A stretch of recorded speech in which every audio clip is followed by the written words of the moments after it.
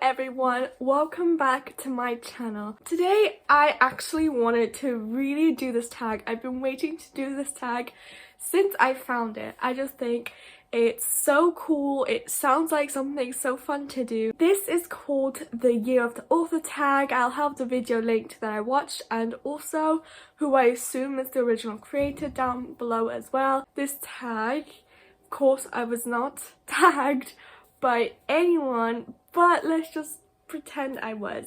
This is the Year of the Author tag, and I guess let's just move on to the first question. I'm excited to do this. The first question, or first month, is January. New year, new me. What is one writing and one reading goal for 2021? So I've already made a goals video. You can watch that somewhere there. It will be also linked down there. I don't think I've mentioned this goal, and this is more of like a goal that became a thing when I realized I can start drafting the second book of the dystopian trilogy early 2021. Like, I started drafting it on 16th of January, and this is to have the entire dystopian trilogy written. And by this I just mean first draft, aside from the first book, which might be on the second draft. A reading goal I have for 2021 was also mentioned, and it is to read 24 books by the end of the year. Currently I'm at 3 books, so I mean it could be better, but it's fine. Second is February, Love and Hate, and it is, when it comes to romance plots, do you want something steamy, something cute and innocent, or something non-existent? I like to go for something cute and innocent 100%. I just think it's because most of my characters are teenagers. Like, the oldest character I'm writing about is 17.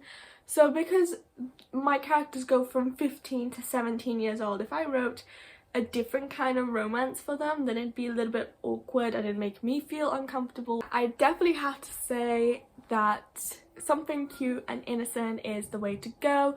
Though I still include occasional kisses, occasional romantic gestures like holding hands, hugging. I don't do much more than that. That's my final answer for this question. 3 is March, Lucky Charms. You landed the book deal of the century, but you have to completely change the book's ending.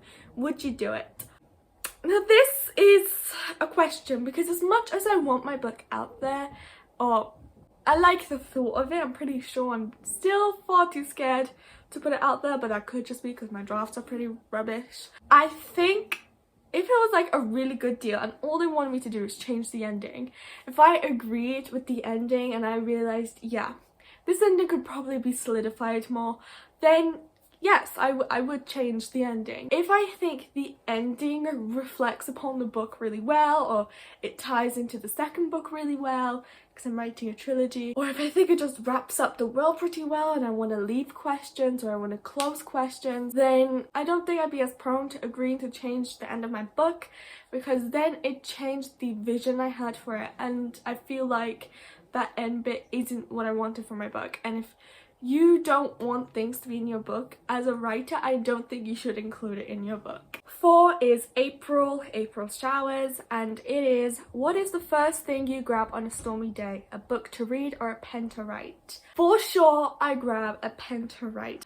I think that terrible weather is the perfect weather to write in. The UK has a lot of terrible weather, so you'd think by now I'd have like multiple books written if I like writing when it's bad weather, but however, yeah, when it's really raining outside, or if it's like really windy outside or really cold, or if it's like a storm, then staying inside and writing a book while just listening to the sound of the storm, it's pretty relaxing. Sometimes when it's bad weather outside, what I like to do is curl up on my bed and just read a book, because my bed is right next to the window, so I can like hear everything better. And so I'd say more writing when it's stormy, but I am willing to do both. Alright, so number 5 is May, Bring May Flowers, and it's, which trope have you written into your current WIP and why do you like it? This one was quite hard to think of because I'm pretty sure I have like a bunch of tropes I like in my projects. I just not actively thinking about the tropes. One of the tropes that I've written into my WIP is the tragic hero, and I like it because it isn't like one of those heroic, you can see why they're good kind of heroes. This is like one of those protagonists that they just feel more complex, like there's more to them. I like the tragic hero because there's more to them. There's more of a story to them and then an unlikely hero, I think. 6. School's out for summer. Pitch us your book and tell us why we need to read it. So I haven't written the pitch yet, but why you should read it, because if you like dystopian and you like the tales of a tragic hero and you like seeing different types of people come together to reach one goal, you will like this book. I don't have a pitch, and I know I could just sit down and write one, but whether that will happen is a mystery to us all. 7. July, cherry bombs.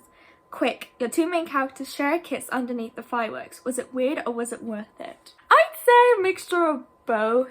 It'd be pretty weird at first for them, but then they would like it. They would both like a kiss under the fireworks. It'd be weird, I'd say, for sure. But it could also be worth it. It could also be nice. And that leads us to 8, which is August. Summer breeze and skinned knees. What sort of scene do you enjoy writing the most, and how have you implemented it into your story?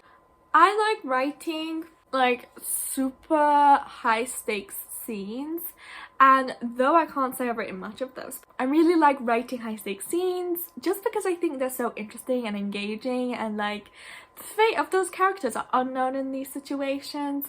And though I do find high stakes scenes pretty hard to write because half the time I'm not aware of what the stakes are until I'm done with the book, so it's like it's something that I have to write a second draft to tell you how many stakes a scene has got, but I have implemented it, and I've done this by having a big stakes scene. I don't know how to explain how I put it in.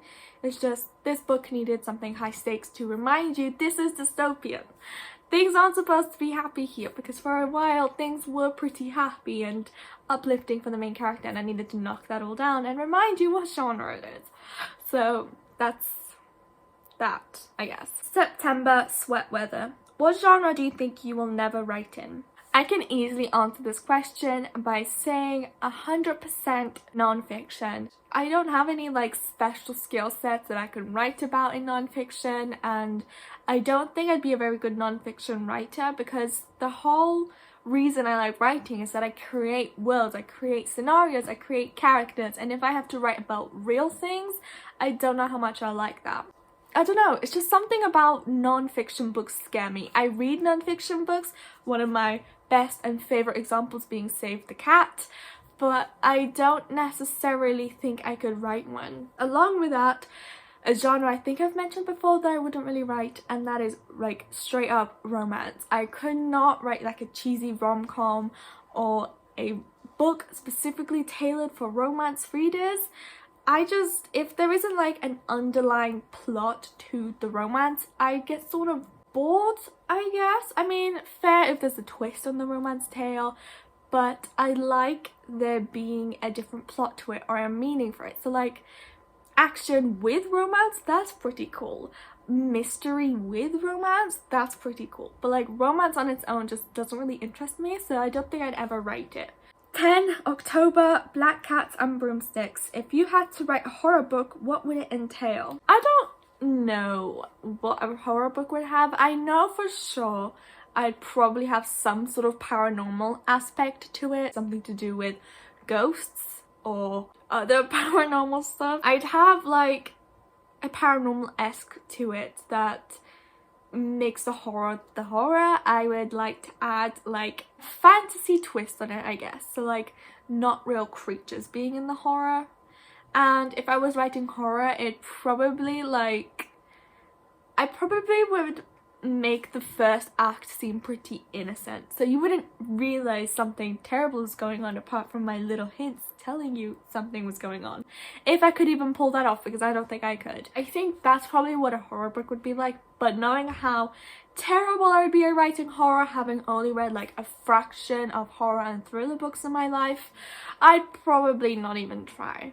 11 is Nano is Life. Are you a hardcore nano writer or do you reject it? I am a hardcore nano writer. Since I began doing NaNoWriMo in 2019, so not that long ago, because I mean I've heard of NaNoWriMo before that, but 2019 was when I decided to like join the nano community. I did November as you're supposed to, so the 50,000 words, and then April and July, I know you can like choose your own goals, but in April I wanted to do another book, but I didn't have anything else to work on, so I did editing during April, and then July I wanted to do another writing book for that, but I think I got like 20,000 words and then stopped writing that book. I'm a hardcore nano writer. I like to do 50,000 words every November or make goals to do. I did it for 2019, I did it for 2020, and I will do it again in 2021. And then 12, December, a year to remember. What writing achievements are you most proud of? Big or small, they all matter. The biggest achievement I think I have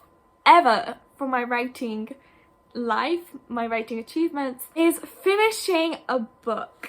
The first book of the dystopian trilogy is one of my favorite novels to ever complete, especially since it's the first book of a trilogy. And then another achievement I would have is outlining a trilogy. So that is all for the year of the author tag. There was a lot of pauses because I did have to generally think about these questions, so I apologize for all the cuts. Thank you very much for watching this video. I'll see you in the next video. Let me know what your answers would be for this tag, and bye!